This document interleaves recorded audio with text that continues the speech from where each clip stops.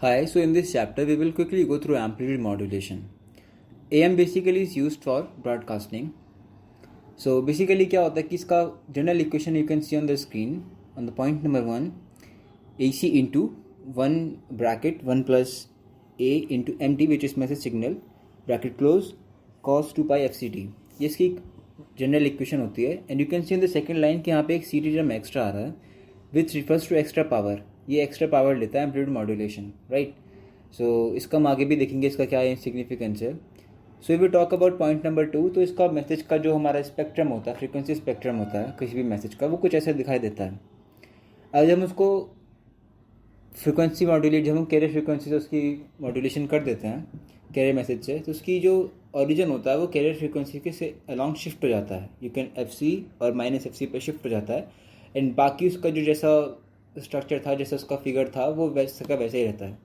So if we talk about कि इसकी अब ओवरऑल इसकी जो फ्रीक्वेंसी या फिर जो बैंडविड्थ क्या हो गई, तो हमने जिससे पहले कहा था कि positive highest and positive least का डिफरेंस को हम AM की बैंडविड्थ को बोलते हैं. तो इसमें 2 इंटू एफ मैक्स इसमें कह सकते हैं, ठीक है. और इसमें जो एक्स्ट्रा पावर आती है ना, जैसे पहले बताया था कि CT का एक्स्ट्रा टर्म आ रहा है, उसमें एक एक्स्ट्रा पावर आ रही है, तो जिसकी वजह से चैनल की जो बैंडविड्थ होती है वो बढ़ जाती है, which is not very required, which is not very desirable. But anyways, now we talk about modulation index का एक होता है, वो बेसिकली क्या होता है, जो KA इंटू MT हमारा मैसेज सिग्नल है, उसका जो मैक्सिमम वैल्यू होगी उसको मॉड्यूलेशन इंडेक्स बोलते हैं. अगर हम साइनसॉइडल हमारे पास सिग्नल है, तो मैसेज सिग्नल, तो उसमें AM उसका क्या बोलते हैं, उसका मैक्सिमम एम्पलीट्यूड होता है, तो उसमें हमारे K इंटू AM, ठीक है.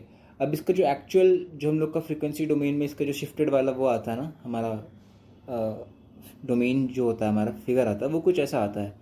जो हमारे कैरियर फ्रीक्वेंसीज है उसका एम्पलीट्यूड तो आपका AC/4 हो जाएगा, और बाकी जो हमारे मैसेज सिग्नल्स वाले हैं उनका एम्पलीट्यूड आएगा AC/4, ऊपर वाले का AC/2 जाता है, राइट. इसकी बैंडविड्थ कितनी रहेगी, 2 इंटू एफ मैक्स. अगर हम अगली चीज़ों के बारे में बात करें, हमने फ्रीक्वेंसी डोमेन के बारे में बात कर ली, हमने मॉड्यूलेशन इंडेक्स के बारे में बात कर ली. सो अब अगला पैरामीटर क्या हो सकता है, we can talk about power requirement क्या है इसकी, ठीक है. तो अगर हम केवल कैरियर मैसेज की बात करी जाए, तो इसकी पावर रिक्वायरमेंट होती है विच AC²/2R, जो कि म्यू के यानी कि हमारे जो मॉड्यूलेशन इंडेक्स है उसके इंडिपेंडेंट है. और अगर R की वैल्यू कुछ नहीं दे रखी तो you can take it 1 as by default. अगर हम टोटल की बात करें जाएँ, तो टोटल में क्या होता है, basically power of carrier message plus जो लोअर साइड बैंड और अपर साइड बैंड, बेसिकली जो हमारा स्पेक्ट्रम आता है, जैसे आपने पॉइंट नंबर 2 में देख सकते हैं.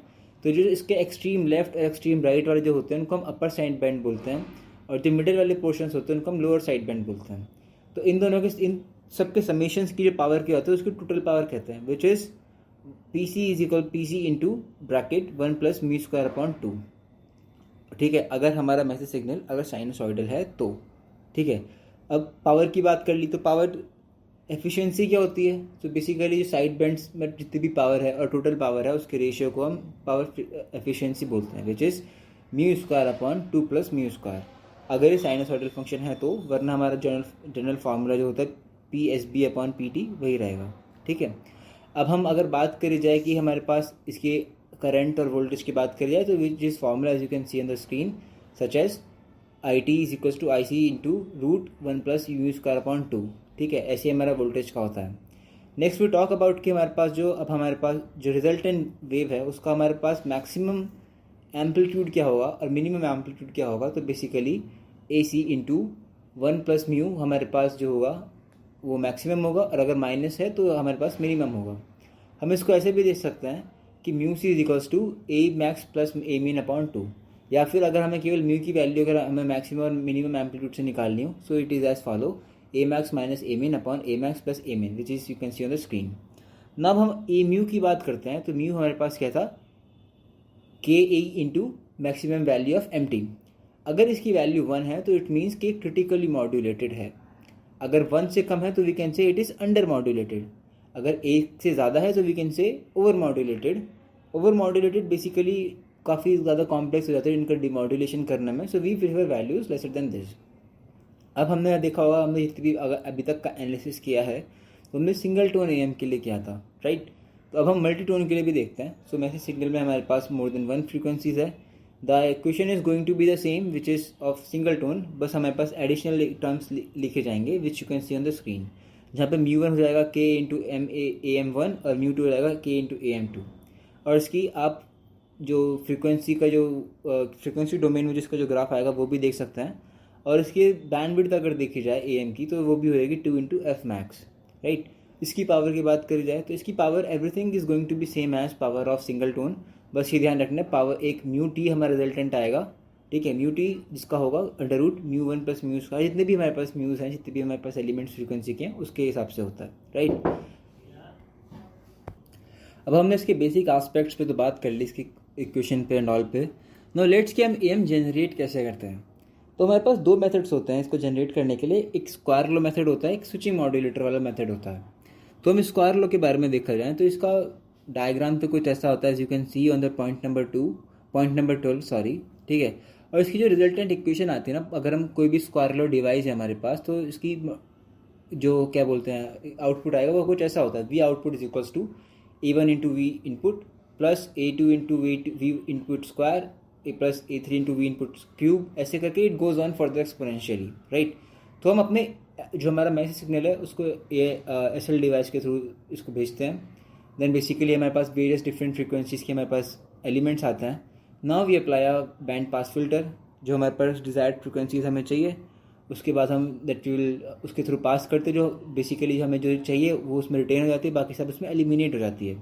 सो that's how we generate amplitude modulation. इसकी फिर कुछ इक्वेशन देख सकते हैं which is exactly similar as जो हमारे पास बेसिक हमें पॉइंट नंबर 1 में देखी थी।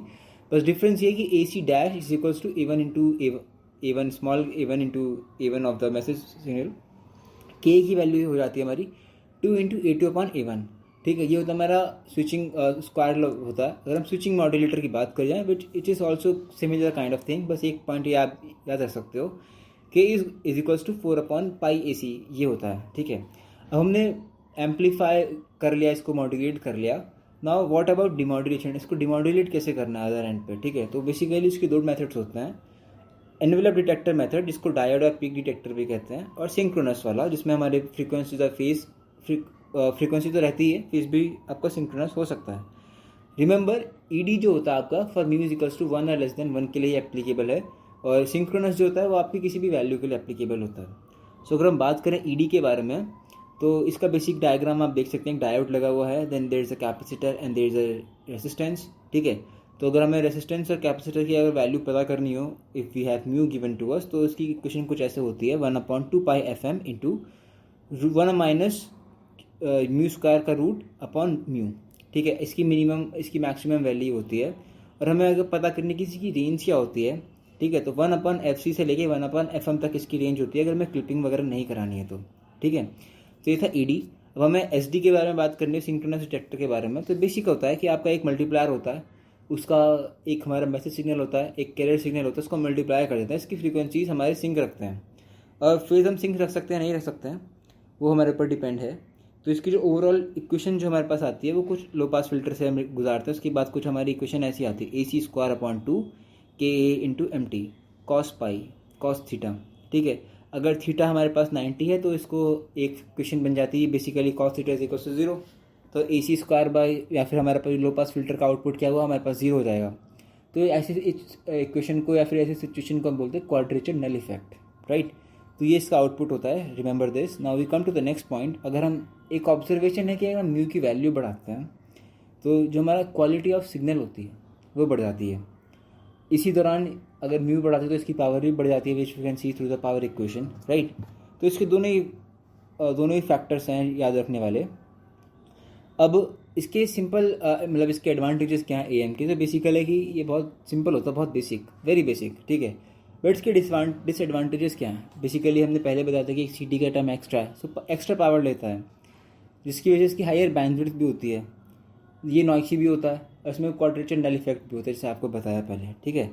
और एक बहुत माइन्यूट से पॉइंट, अगर हमारे पास म्यू की वैल्यू नहीं दी हुई है so what we will do, ठीक है। तो in that case we will take it as AM upon AC अगर नहीं दी हुई है तो, ठीक है।